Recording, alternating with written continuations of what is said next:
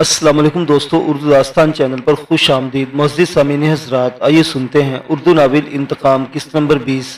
मुअज़्ज़िज़ सामीन, आपसे उम्मीद की जाती है कि वीडियो को लाइक करें और चैनल को भी सब्सक्राइब कर दें, शुक्रिया। बुशरा अपने सामने मौजूद रिपोर्ट को जैसे पढ़ रही थी। इस रिपोर्ट में इरफानुल्लाह के खास आदमी बाज़ल के बारे में मालूमात दर्ज थी। रिपोर्ट के मदरजात के मुताबिक बाज़ल की माँ बाज़ार हुस्न की एक नामी गिरामी तवाइफ थी, जिसका अपने दौरे उरूज में शौकत उर्फ शोका नामी एक गुंडे से चक्कर चल गया था। शौकत खूबरू भी था और जीदार भी नजर आता था, इसलिए ताज भाई इस पर इतनी बुरी तरह फरीफ्ता हुई कि सबकी मुखालफत के बावजूद इससे शादी के लिए अड़ गई। सोने की चिड़िया हाथों से उड़ते देखकर इसके वाली वारसों ने बहुत हाथ पैर मारे, यहाँ तक कि शोके को गुंडों से डराने की कोशिश भी की गई, लेकिन शोका ज्यादा बड़ा गुंडा था। इसे धमकी देने के लिए जाने वाले गुंडे अपनी टांगों पर वापस न आ सके और यूं ताज भाई के पिछलों को हार मानना पड़ी। शोके से निकाह पढ़ाकर ताज भाई कोठे से तो निकलने में कामयाब हो गई, लेकिन पेशे से इसकी जान नहीं छूट सकी। फर्क पड़ा तो सिर्फ इतना कि पहले बाप भाई इसकी दलाली करते थे, अब शोहर दलाली करने लगा। ताज भाई कोई शरीफ औरत नहीं थी कि इस पर धंधा करना गिरा गुजरता, लेकिन वो अपने साथ होने वाले इस धोखे पर बहुत तिलमिलाई। शोके की गिरफ्त से निकलना भी आसान नहीं था। वो बहुत तेज आदमी था और ताज भाई के लिए कहा खुद मुंतखब करता था। ताज भाई इसके दौलत के हुसूल के अलावा अहम हलकों में तल्लुकात पैदा करने का भी एक अहम जरिया थी। शोका बहुत ऊंची उड़ान उड़ाने की फिक्र में था और मुतमईन था कि बिल्कुल सही समत में पेशकदमी कर रहा है। ताज भाई के जरिए इसने जिन बासर लोगों से तल्लुकात कायम कर लिए थे, इनमें एक सनतकार का बेटा इरफानुल्लाह भी शामिल था। वही इरफानुल्लाह जो सुल्तान का बाप था। इरफानुल्लाह ने शोके से वादा किया था कि उसे अपने बाप के खास आदमियों में शामिल करवा देगा, लेकिन इससे पहले कि यह वादा वफा होता, शोका मारा गया। शोके की मौत के 4 माह बाद बाज़ल पैदा हुआ। ताज भाई ने शोहर के मरने के बाद मेके वालों के पैगामात मिलने के बावजूद कोठे पर वापस लौटना कबूल नहीं किया और शोके के घर में बैठकर ही धंधा करती रही। कहने वाले कहते हैं कि शोके की मौत में ताज भाई का हाथ था, लेकिन कभी कोई सबूत सामने ना आ सका। अब ताज भाई एक कोठी में रहती थी और कुछ लड़कियों की मदद से अपना कारोबार जारी रखे हुए थी। पुराने गाहकों में से इरफानुल्लाह से आज भी इसके मरासम थे और इरफानुल्लाह इस पर इतना मेहरबान था कि इसके बेटे बाजुल को अपने खास बंदों में शामिल कर रखा था, बल्कि अमलन बाजुल ही इसके सारे आदमियों को हैंडल करता था और खुद इस तरह इरफानुल्लाह की नाक का बाल बना हुआ था कि वो मुश्किल से मुश्किल कोई बात रद्द करता था और ज्यादातर इसे अपने साथ रखना पसंद करता था। आगे बाज़ल के किरदार पर भी रोशनी डाली गई थी। पूरी रिपोर्ट पढ़ने के बाद बुशरा की पेशानी पर 2 पल पड़े और बेसाख्ता ही इसे बाज़ल की आंखें याद आईं, गलीज, होलनाक और सफाक आंखें, जो इसकी अच्छी वाली शक्ल सूरत के बावजूद इसकी शख्सियत को कराहियत आमेज बना देती थी। शायद इसके रगों में बहते गंदे खून की सारी गंदगी थी जो इसकी आंखों में उतर आई थी, या फिर वो आंखें इसके किरदार का आईना थी। वजह जो भी थी, वो बुशरा के लिए एक नाकाबिले नफरत शख्स था जिसे इसके इंजाम तक पहुंचाने के लिए बेहद बेचैन थी। इसके बारे में ये मालूमात भी थी, इसने हासिल की थी कि अंदाजा लगा सके बाज़ल पर किस तरह हाथ डाला जा सकता है। रिपोर्ट ने इसे बहुत कुछ सोचने पर मजबूर कर दिया था, लेकिन वो महसूस कर रही थी कि रिपोर्ट का एक पहलू अब भी तिश्ना है। इस तिश्नगी को दूर करने के लिए इसने अपना मोबाइल निकाला और एक नंबर डायल किया। हाय बुशरा, कैसी हो? दूसरी घंटे मुकम्मल होने से कबल इसकी कॉल रिसीव कर लेगी और जो से पूछा गया। बोलने वाले की आवाज से जाहिर था कि वो जरा सा हाँप रहा है।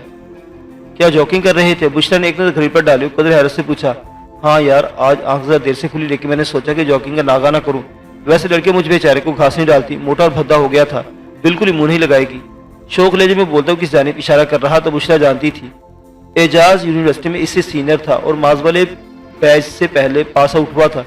कुछ यूनिवर्सिटी के हवाले से और कुछ अपने वालिद गुलजार आसिम के हवाले से इसकी एजाज से अच्छी खासी जान पहचान थी और इसे अंदाजा था कि एजाज इसके लिए पसंदीदगी के जज्बात रखता है, लेकिन खुद इसके दिल में एजाज के लिए ऐसा कोई जज्बा बेदार नहीं हो सका था, इसलिए इसने कभी इसकी पजीराई नहीं की थी और अपनी दोस्ती को अपने प्रोफेशन तक ही महदूद रखा था। एजाज नौजवान सहाफी तो ताज़ा डिग्री लेकर मैदान में उतरा था, इसलिए भरपूर जोश और मेहनत से काम कर रहा था और मुख्तसर अरसे में इसने अपनी अच्छी खासी साख बना ली थी। बाज़ल के बारे में मालूमात हासिल करने के लिए इसने एजाज से ही मदद ली थी और अब इसकी मेल की हुई रिपोर्ट पढ़कर इससे रब्ता किया था। पोस्टों की तरह दिनचर्या तक सोने वालों को मोटा भद्दा होने से कोई नहीं बचा सकता है, बेवक्त की गई जॉकिंग और एक्सरसाइज भी नहीं। हाँ, ये होती है एहसान फरामोशी। मैं रात के आखिरी पहर तक मोहतरमा की फरमाइश पूरी करने के लिए जागता रहा और यहाँ बजाय थैंक यू बोलने की बद्दुआएं दी जा रही हैं। एक गहरी सांस लेते हुए इसने मसनूई खफगी का इजहार किया। बद्दुआओं से कुछ नहीं होता, असल में आदमी के आमारी से ले डूबते हैं।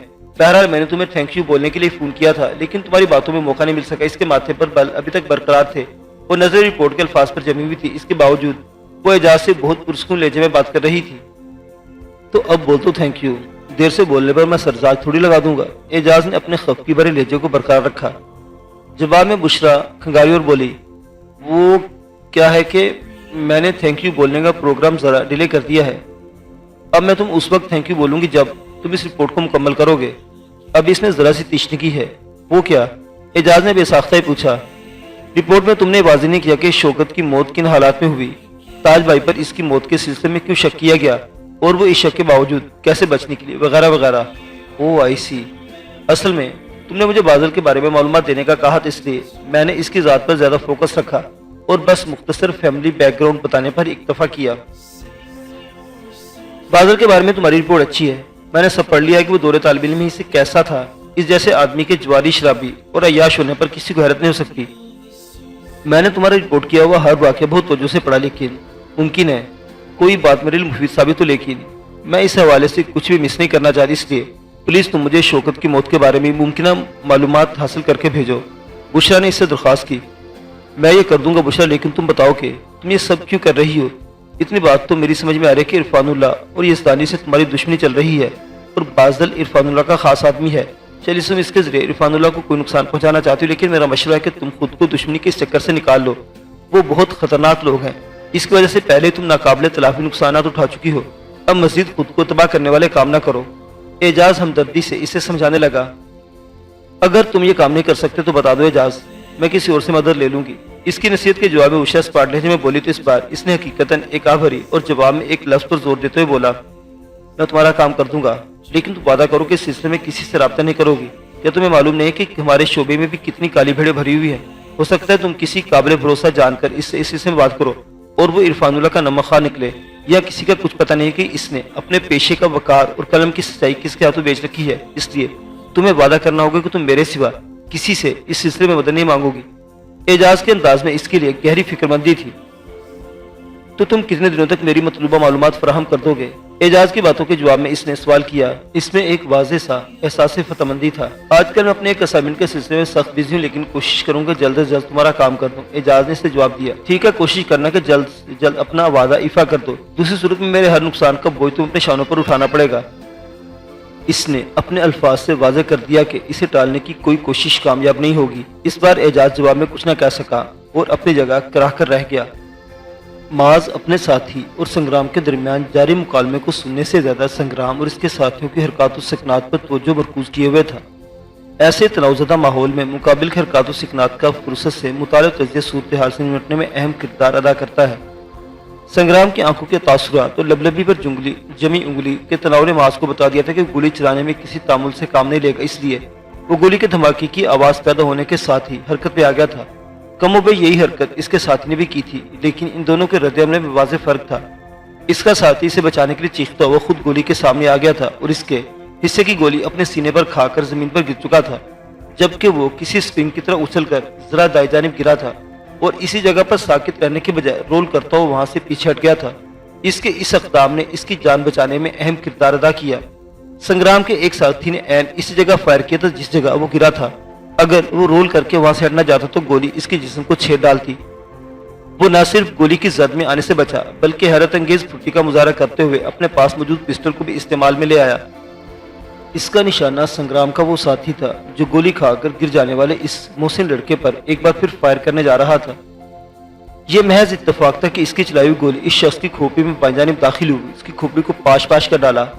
اپنے ساتھی کے اس انجام پر سنگرام اور اس کے ساتھی باقی بچانے والے دو ساتھی لمحہ بھر کے لیے دم بخود رہ گئے اور لمحہ بھر کی یہ تاخیر معاذ کے لیے بہت کافی تھی۔ اس نے یکے بعد دیگرے سنگرام کے دو ساتھی پر دو گولیاں چلائی اور وہ چھپکلیوں کی طرح پٹ سے زمین پر گر گئے۔ اب صرف سنگرام باقی تھا جو اپنے ساتھیوں کے انجام دیکھ کر مجنونانہ انداز میں چنگاڑ رہا تھا اور رائفل کا رخ معاذ کی طرف کر کے لبلبی دبا دی۔ اپنی جدید رائفل یقیناً وہ برس پر سیٹ کر چکا تھا، اس لیے معاذ نے ایک ساتھ کئی گولیاں چلنے کی آواز سنی اور یقینی موت کو محسوس کرنے کے باوجود زندہ رہنے کی جبلی خواہش کے تحت اپنی جگہ سے اچھل کر خود کو گولیوں کی زد میں آنے سے بچانے کی کوشش کی۔ اپنی اس کوشش کے نتیجے میں کامیاب ہونے پر وہ خوشی سے زیادہ حیران ہوا۔ کھلی جگہ پر کسی رائفل برس سے یوں عام سی اچھل کود کے بچ نکلنا ایک معجزہ تو تھا، اور دوسری حیران کن بات یہ تھی کہ اس کے بعد دوسرا برس نہیں مارا گیا تھا۔ اپنی حیرت کو دور کرنے کے اس نے سنگرام پر نظر ڈالی تو دنگ رہ گیا۔ اس کے ہاتھ سے رائفل چھوٹ چکی تھی اور وہ دونوں ہاتھ اپنے پیٹ پر رکھ کے اذیت سے دو رہا ہوتا گھٹنوں کے بل زمین پر گرا تھا۔ معاذ دیکھ سکتا تھا کہ اس کے دونوں ہاتھ اپنے پیٹ پر جس جگہ جمے تھے وہاں ایک خنجر دستے تک دھنسا ہوا تھا اور خون اس کی انگلیوں کے درمیان سے بہتا ہوا نیچے گر رہا تھا۔ जलते अलाव की रोशनी में दिखाई देता ये मंजर खासा भयानक था। मामले को कुछ समझने में हुए मास ने अपने साथी पर निगाह डाली। वो इसी की जानिब देख रहा था। नजरें मिलने पर शायद इसने मुस्कुराने की कोशिश की, लेकिन शदीद अजियत के बाइस इसके होंठ बस खिंचकर रह गए। मास दौड़ता हुआ इसके करीब पहुंचा। वो अपनी जिंदगी की आखिरी सांसें ले रहा था। इनका घोड़ा भी गोलियों का निशाना बनकर गिर चुका था और जमीन पर एड़ियां रगड़ रहा था। मास ने बमुश्किल इसकी जीन के साथ बंधी हुई पानी की छागल निकाली और लबेदम लड़के के भींचे हुए होंठों पर पानी की धार गिराई। पानी के चंद कतरे इसके मुंह के अंदर गए और बाकी पानी यूं ही बह गया। मास के देखते ही देखते इसके जिस्म ने आखिरी झटका लिया और रूह कब से अंसरी से प्रवास कर गई। मास ने पानी पिलाने के लिए इसके सर को बाएं बाजू की मदद से ऊपर उठाया हुआ था। वो जिंदगी की बाजी हार गया तो इसने भी हारे हुए अंदाज में इसका सर आहिस्तगी से जमीन पर रख दिया। इस जवान लड़की की मौत ने इसके अंदर सुकून सा तारी कर दिया था। वो लड़का इसका कोई भी तो नहीं था, फिर भी इस पर अपनी जान वार गया था, सिर्फ इसलिए कि इसने बाहिफाजत यहाँ से निकाल ले जाने का फरीजा अपने जिम्मा लिया था। फर्ज की अंजामदही के लिए बेमिसल कुर्बानी देने वाली लड़की से क्या कोई सबक सीख सकता था? कोई सियासतदान, कोई वजीर, कोई कानून का रखवाला, कोई ब्यूरोक्रेट, कौन था इनमें से जो अपने मफाद के असूल के लिए अवाम के सामने झूठे अहद और कस्में उठाता हो और इस लड़की की तरह अपना फर्ज पूरा करने की नीयत रखता था? पूरी पक्की और सच्ची नीयत ना सही, थोड़ी सी कच्ची नीयत ही ऐसे ही बेमिसाल किरदार रखने वाली लड़की की लाश के किनारे मास साकित बैठा था तो कुछ ऐसा अनोखा नहीं था। इसे तो यूं लग रहा था कि अपने सगे भाई की लाश के पास बैठा हुआ हो। हालांकि हकीकत यह थी कि इसे इस लड़के का नाम भी ढंग से याद नहीं था। फैजू चाचा इसे कुछ ऐसे अंदाज में पुकारते थे कि कभी इसे बिलाल सुनाई देता था और कभी बिलावल। जाने दोनों में से कौन सा नाम ठीक था। अब कोई मास को बताने वाला नहीं था। मास को ऐसी किसी मालूमात के उसूल में दिलचस्पी भी नहीं थी। इस वक्त वो जख्मी संग्राम से बेनियाज हो गया था और इसे परवाह नहीं थी कि संग्राम मौका का फायदा उठाकर करीब गिरी राइफल अपने कब्जे में लेकर इस पर फाइल खोल सकता है। संग्राम जमीन पर गिरा तो वो वहशत ज़्यादा सा अपनी जगह से खड़ा हुआ। इसके लिए एक मिनट से भी अपनी जगह ठहरना दोभर हो गया था। इर्द गिर्द बिखरी लाशें, ताज़ा बहते खून की बू और सिसक सिसक कर दम तोड़ते संग्राम की कराहें, सब चीजें मिलकर एकदम इसके हवास पर असरअंदाज हुई थी और इन सबसे दूर चले जाने की ख्वाहिश में कुछ सोचे समझे बगैर अपनी जगह से हरकत में आ गया। ये वही था जो भी चंद रोज पहले डेरे पर डाकू के हमले के वक्त भी जिगरी से लड़ा था और बाद में भी मुतासरीन को तसल्ली और तशफ़ी देता रहा था। जैसा वो था इस तरह के रद्दमल की उम्मीद नहीं की जा सकती थी, लेकिन इंसान से ज्यादा पेचीदा जहन रखने वाली कोई दूसरी मखलूक है भी नहीं। इंसान इतनी पेचीदा शय का नाम है कि खुद भी अपने आप को पूरी तरह समझ नहीं सकता। वो कीरथर की रात की तन्हाई थी, इर्द गिर्द बिखरी लाशें थी, खून की बू थी, या फिर संग्राम की अजियतनाक राहें जिन्होंने मास के कदम आगे बढ़ाए। मास खुद भी इस बात का फैसला नहीं कर सका। बस वो ये जानता था कि इसके अंदर किसी वहशत ने जन्म लिया था और वो रात के अंधेरे में कीरथर की ठोकरें खाने तन्हा चल पड़ा था। बुशरा ने गाड़ी रोककर सामने लगे बोर्ड की तरफ देखा। बोर्ड पर अंग्रेजी में लिखे ताज ब्यूटी सैलून के अल्फाज जगमगा रहे थे। अभी शाम गहरी नहीं हुई थी, इसके बावजूद ब्यूटी सैलून के अंदर और बाहर की सारी रोशनियां जल रही थी। बिजली के बढ़ते हुए निरखों से गरीब आवाम का खून खुश्क होता है। ताज भाई से मैडम ताज का सफर तय करने वालों को कोई फर्क नहीं पड़ता। ऐसी हस्तियां अपने मेहरबानों के तुफैल हर तरह की जहमत से बची रहती हैं और इन्हें इस बात की कोई परवाह नहीं होती कि इनके हिस्से का बिल कोई रईस अपनी जेब से अदा करता है या किसी साहिब इख्तियार अफसर की कारीगरी से दूसरे सार्फिन के हिस्से में लगा दिया जाता है। सो यूं था कि सरे शाम मैडम ताज के ब्यूटी सैलून की सारी रोशनियां जलती थी। भूरे घुंघराले बालों वाली बुशरा बालों की ऊंची सी पोनीटेल बनाए, जदीद तराश के ट्राउजर और ऊंची कमीज में मलबूस थी और शाने से पर्स लटकाए अपनी छोटी सी आल्टो से उतरकर इस ब्यूटी सैलून में जा रही थी। ये आल्टो इसने कल ही अपने मैकेनिक के जरिए खरीदी थी। सेकंड हैंड थी लेकिन हिफाजत से इस्तेमाल की गई थी, इसलिए देखने में नई महसूस होती थी। अपनी पुरानी एफएक्स को इसने मैकेनिक के हाथों में फरोख्त कर दिया था। जिंदगी बदल गई थी, इसलिए कुछ दूसरी चीजों का बदलना भी जरूरी हो गया था। एजाज ने इसे शौकत के कत्ल के बारे में तो नहीं, अलबत्ता ताज और बाजल के बारे में चंद दूसरी अहम मालूमात फराहम की थी और इन मालूमात से कोई फायदा उठाने का सोचकर वो यहाँ चली आई थी। इसे मालूम था कि सैलून के दो हिस्से हैं, एक हिस्सा खवातीन के लिए मखसूस है और दूसरे हिस्से में हजरात को खिदमात फराहम की जाती है। सैलून का मरकजी दरवाजा एक ही था, लेकिन अंदर जाकर वो दाएं बाएं दो हिस्सों में तकसीम हो जाता था। बायां हिस्सा मर्दों के लिए मखसूस था। बुशरा ने अपने कानों पर हैंड फ्री चढ़ाई हुए थी और मोबाइल की स्क्रीन पर नजरें यूं जमाए आगे बढ़ती जैसे इर्द गिर्द के माहौल की कोई खबर ही ना हो। वो मर्दों में हिस्से के जाने वाले धुंधले गिलास डोर को खोलकर अंदर दाखिल हुई तो पीछे गेट पर मौजूद गार्ड ने इसे पुकार कर इसे इसकी गलती से आगाह किया, लेकिन वो खुद को मगन जाहिर करती हुई आगे बढ़ गई। दरवाजा खुलने पर इस्तकबाले पर मुतवज्जो होने वाली लड़की को भी इसने इस अंदाज में नजरअंदाज कर दिया था और किसी बेनथे बैल की तरह अंदरूनी हिस्से में घुसती चली गई। इस्तकबाले पर मौजूद लड़की हड़बड़ाकर अपनी सीट से उठती اور اسے روک پاتی۔ اس سے قبل ہی وہ ایک دروازے سے اندر داخل ہوئی اور جو آنکھیں پٹپٹائے ادھر دیکھ رہی تھی جیسے پہلی بار اپنے اطراف کے ماحول سے باخبر ہوئی ہو۔ حالانکہ وہ پہلے لمحے سے پوری طرح باخبر اور چکنی تھی، اور اندر داخل ہوتے ہی صرف شارٹ میں ملبوس آرام دہ کوچ پر لیٹے اس شخص کی تصویر کھینچ لی تھی جس کے بالوں بھرے بازو پر ایک حسینہ کی انگلیاں متحرک تھی اور وہ خود دوسرے کے ہاتھوں کی انگلیوں سے اس حسینہ کی ترشی ہوئی زلفوں کو لپیٹ رہا تھا۔ بشرا نے اسے دیکھتے ہی پہچان لیا تھا۔ وہ ایک مشہور ڈرامہ آرٹسٹ تھا اور مختلف چینلز پر تواتر سے چلنے والے ہر دوسرے ڈرامے میں ہیرو کے رول میں نظر آتا تھا۔ بشرا نے تصویر بغیر فلیش کے اور اتنی پھرتی سے کھینچی تھی کہ ہیرو صاحب اور اس کے ساتھ موجود لڑکی کو بھی اندازہ نہیں ہو سکا تھا۔ سوری، میں شاید بے خیالی میں غلط جگہ پر آ گئی ہوں۔ اپنی آمد پر ان دونوں کے چونکنے پر اس نے بوکھلا اور سرپٹائے ہوئے لہجے میں معذرت طلب کی۔ ایکسکیوز می میم، میں نے آپ کو اتنی آوازیں دی پھر بھی آپ نے میری آواز نہیں سنی۔ اسی وقت استقبال پر مجھے لڑکی بھی اس کے پیچھے چلے اور دبی دبی خفگی کا اظہار کرنے لگی۔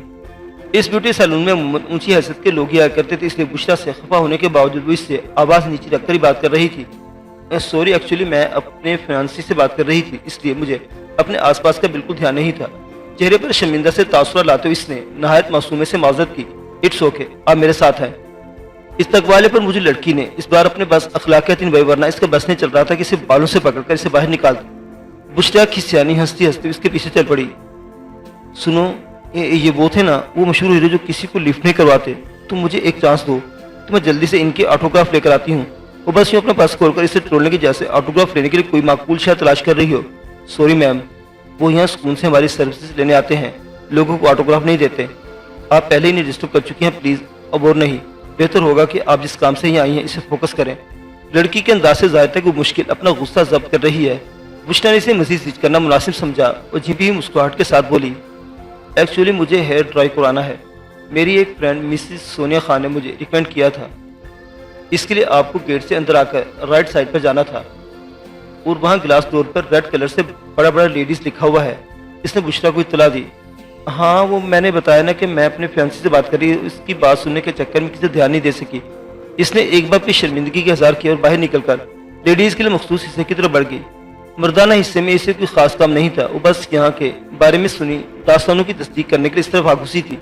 اسے یہ بھی اندازہ نہیں تھا کہ اسے جو تصویر کھینچی ہے اس کو کوئی فائدہ بھی ہوگا یا نہیں۔ اس نے اپنی صحافیہ نے رگ پھڑک جانے کے باعث یہ حرکت کر ڈالی تھی اور اب اس کام کو کرنے جا رہی تھی جس کے لیے آئی تھی۔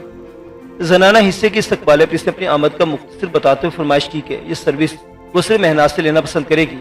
یہاں بھی اس نے بلا تکلف سونیا کا حوالہ استعمال کیا۔ یہاں آنے سے پہلے وہ سونیا سے بات کر کے آئی تھی، اسے معلوم تھا کہ سونیا بھی اس بیوٹی سیلون سے استفادہ کرتی، اس لیے اس کا حوالہ دینے میں کوئی مذائقہ نہیں تھا۔ اعجاز نے اسے جو معلومات فراہم کی تھی ان کے مطابق بیوٹی سیلون میں کام کرنے والی لڑکیوں میں کئی لڑکیاں وہ تھی جن کے ذریعے میڈم تاج اپنا دھندا چلاتی تھی اور لڑکیوں کے ذریعے کسٹمرز کو گھیرا جاتا تھا۔